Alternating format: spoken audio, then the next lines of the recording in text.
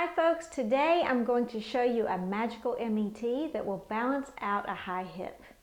If someone has a high hip, they could experience low back pain, pain down the legs, sciatic nerve pain, pain all the way up to the head, all the way down to the toes, and this one little simple MET could help change all of that pain. As you may know, the quadratus lumborum is the main muscle involved in a high hip. So today I'm going to show you an MET for the quadratus lumborum. So it balances out the hips and all the way down the body and up the body. So the first thing we do is we assess to see if someone has a high hip.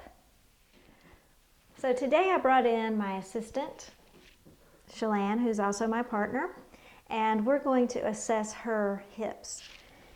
So the quadratus lumborum is the main muscle involved in a high hip, and it runs from the base of the ribs, the last rib here, all the way across to the spine and down to the iliac crest, right across here. So as you can see, that could pull a hip up if it was tight. So let's assess her hips.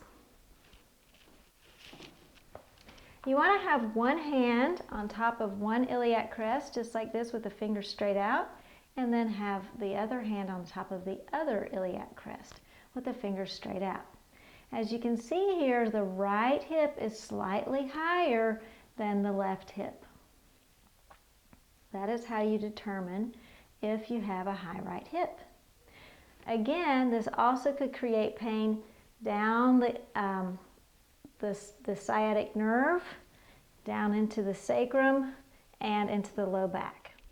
So in order to balance out a high hip, you have your client lay on the side of the high hip. So in Shalane's case here, she had a high right hip.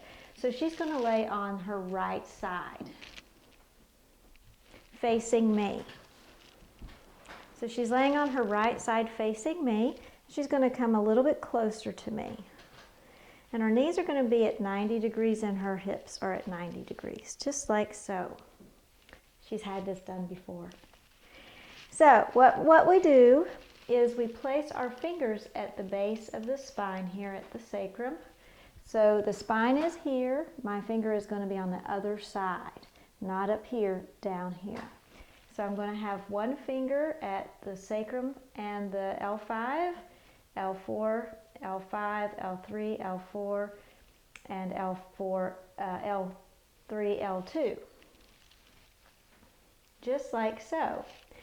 Then we're going to have our hand, our other hand, our caudal hand on the underneath the ankles, both ankles here. Now you're going to get some really good body mechanics.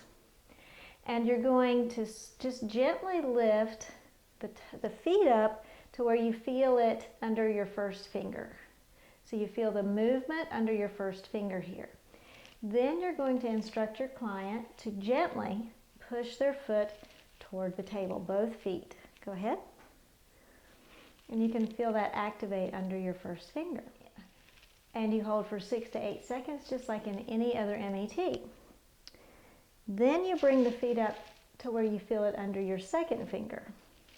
And then you instruct the client to gently push the foot down toward the table. Hold for 6 to 8 more seconds. And then release. And then go to the third finger and bring the foot up just a little higher so you can feel it under the third finger.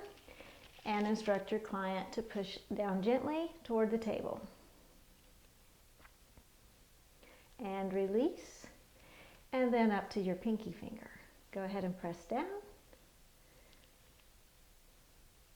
and release. Now we will reassess to see if her hips balanced out. Now is the moment of truth. Let's reassess. So again, you find the iliac crest on the right side, and bring your fingers out straight out from the crest, and then you find the crest on the left side. And you bring your fingers straight out.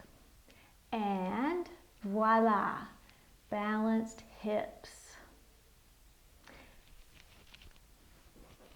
Just a simple magical MET to balance out someone's hip, relieve their low back pain, sciatic pain, and any other pain that could go all the way to their head or to their feet. Enjoy your practice.